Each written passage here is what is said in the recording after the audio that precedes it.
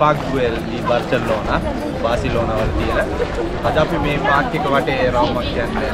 මේ පාක් එක හදලා තියෙන්නේ අන්තෝනියෝ ග්ලවුදි. මොකද අන්තෝනියෝ ග්ලවුදි තමයි මේ ස්පාඤ්ඤේ හිටිය විශේෂ ආකිටෙක්චර්. එයා හදපු පාක් එකක් තමයි මේක.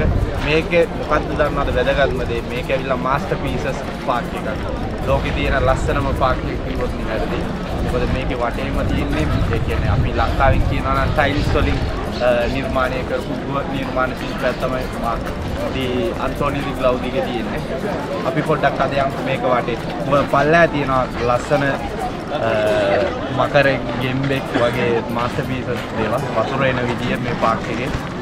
අද අපි අන්තෝනියෝ ග්ලවුදිගේ පාක්වෙල් වල රවුමක් දාමු. Let's go.